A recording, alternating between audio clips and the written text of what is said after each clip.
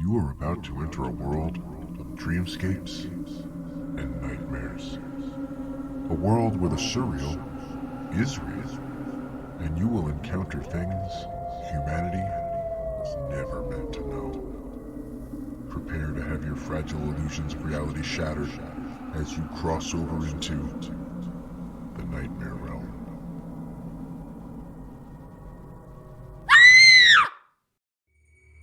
Grave warning.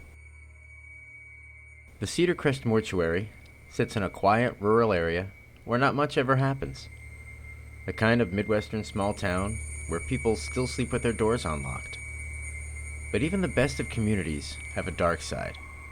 One that people choose not to see so that they can delude themselves into feeling safe.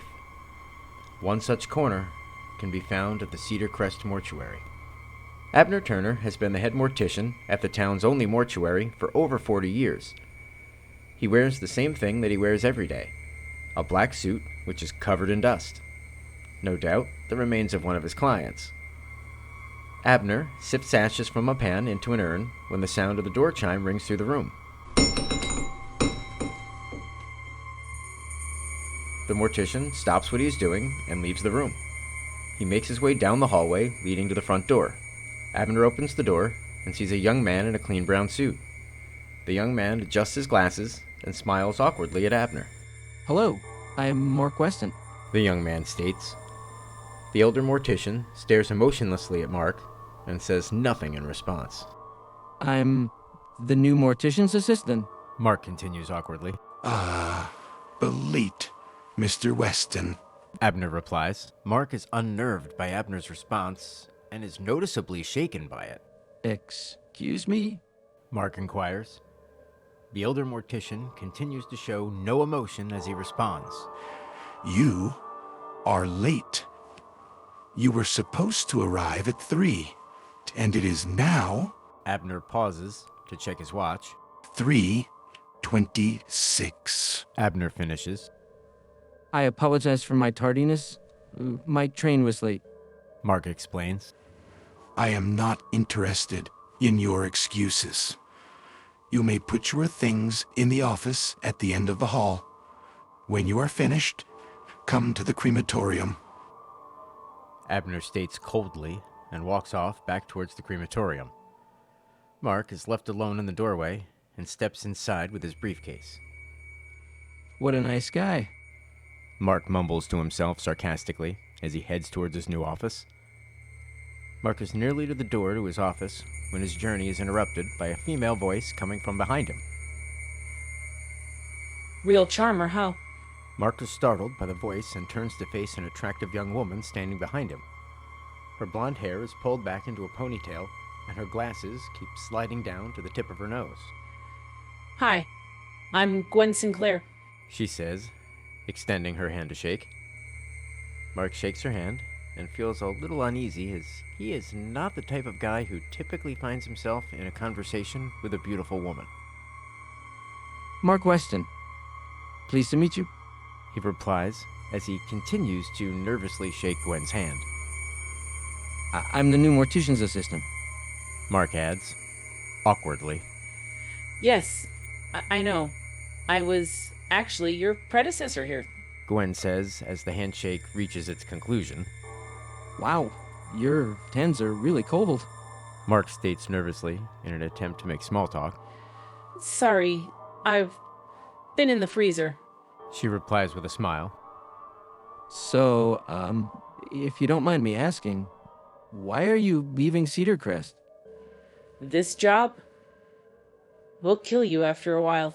There's an awkward moment as Mark scrambles to think of something to say, but Gwen breaks the silence. Well, I have some things to take care of before I can leave. But it was nice meeting you, Mark Weston. It was nice meeting you too, Gwen. Gwen turns to leave, but after a few steps, stops and turns back to face Mark. You seem like a nice guy. Too nice to be stuck in this place with him. Take my advice and get out of here. Trust me, this place will be the death of you if you don't. Gwen says seriously, then turns and leaves. Mark feels a little uneasy after their encounter, yet part of him hopes to run into her again. He picks up his briefcase and heads down the hall to the office the mortician had told him to use. A few hours later, after settling in, Mark enters the crematorium and finds the mortician engrossed in his work. So much so that he completely ignores Mark's entrance. There is a body on a gurney that Abner is prepping for cremation. Mark picks up from a nearby table a clipboard with information on the deceased and begins to read it over. Abner continues to ignore his presence, which unnerves Mark, who feels the need to break the tension. So, how long was she with you? Abner stops working and glares at Mark. Who? Gwen. She just seemed like such a nice girl. I just asked her why she was leaving, but she was pretty vague. Abner puts down his tools and walks over to Mark. Mr. Weston, I advise you to concern yourself with your own welfare and stay out of the affairs of others. Abner states sternly. I'm sorry, I didn't mean to pry. Mark retorts apologetically. Indeed. Abner angrily leaves the room, leaving Mark feeling unwelcome and regretful of taking the job. Later that night, Mark is sitting at his desk doing paperwork. His jacket is hanging on the back of his chair, his tie is loosened, and his sleeves are rolled up. Mark takes off his glasses and rubs his bloodshot eyes, tired from a long and stressful day. He puts his glasses down on the desk and decides it is time to take a quick cat nap to recharge. Mark lowers his head on the desk and is fast asleep in seconds. As soon as he starts to sleep, Mark starts to dream. Images flash in his head. He sees Gwen. Then he sees a pile of skulls. The next flash is Gwen arguing with Abner. A gruesome image of Abner smashing Gwen's head in with a hammer flashes next. The final haunting image he sees is Gwen's face staring into his eyes as she issues a warning. Mark, you have to go. Get out now. He thinks you know about him. He's coming for you, Mark. Gwen says in an urgent manner. Mark, get out. Gwen screams as Mark is startled back to consciousness. The nightmare unsettles Mark at the core of his soul, and he decides the time has come to leave because no job is worth this kind of craziness. He grabs some papers off his desk and hastily shoves them into his briefcase. He grabs his coat off his chair and heads for the door with extreme haste. As Mark swings open the door, he sees Abner standing in the doorway. Going somewhere, Mr. Weston? Abner asks emotionlessly. Mark is paralyzed by fear and cannot find words to answer with as Abner produces a needle and quickly jabs it into Mark's neck, injecting its contents into him. Everything starts to get fuzzy, and Mark feels dizzy. He tries to run, but only manages to stagger a few feet before collapsing, unconscious at Abner's feet. The world slowly starts to come back into focus as Mark starts to regain consciousness. At first, he's not sure where he is, but he is not able to move. Slowly, he's able to determine that he is in the crematorium and lying down. Mark begins to panic as the world comes back into focus and he discovers the reason he is unable to move is that he is strapped down to a table, one that seems about to be loaded into the incinerator. He looks frantically around the room and sees Abner making adjustments on the incinerator controls. What's going on? Why are you doing this? Mark pleads. Abner ignores him and continues making his adjustments. Why are you doing this? Mark begs for an answer as to what has brought him to this grisly fate. Do not insult me by feigning ignorance, Mr. Weston. Abner replies while finishing his adjustments. Please, just let me go. I don't know anything. I swear. Mark pleads desperately for his life. Abner walks over to Mark and stands next to him. You knew her, Gwen. That is what really brought you here, isn't it? You came here to look into her disappearance. Mark struggles and is getting more desperate by the second. No, I've never met her before today. Mark sobs as fear and dread grow in him. Abner smirks menacingly at Mark.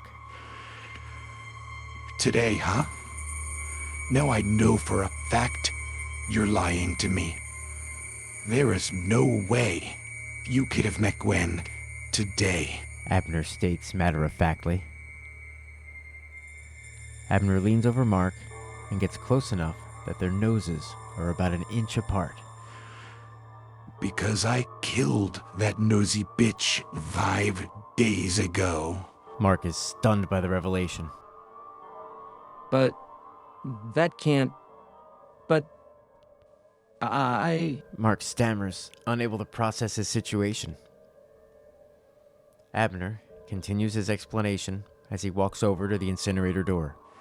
She discovered that I was selling parts of the corpses on the black market. Do you have any idea how much people will pay for a human skull, Mr. Weston? Mark struggles in vain against his bonds as Abner opens the door to the incinerator. The heat instantly washes over Mark and brings panic with it. Well, Mr. Weston, your argument about not knowing anything is rather moot now, wouldn't you say? Abner says as he hits a button and the table starts to enter the incinerator. Mark screams in agony as he enters the fiery doom of the incinerator. No, don't do this. Please, no, no. Abner just smiles smugly, shuts the door on the incinerator, and leaves the room. A few days have passed since Mark's murder, and Abner is in the crematorium going through bones.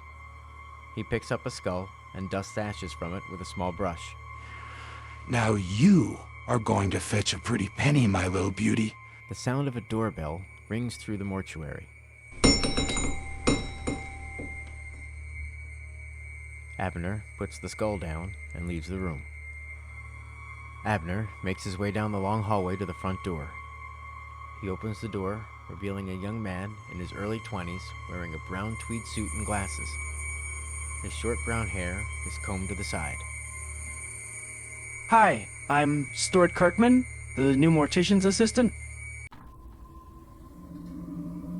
I hope you've enjoyed your journey into the Nightmare Realm. Congratulations. You've returned to the safety of the real world. Haven't you?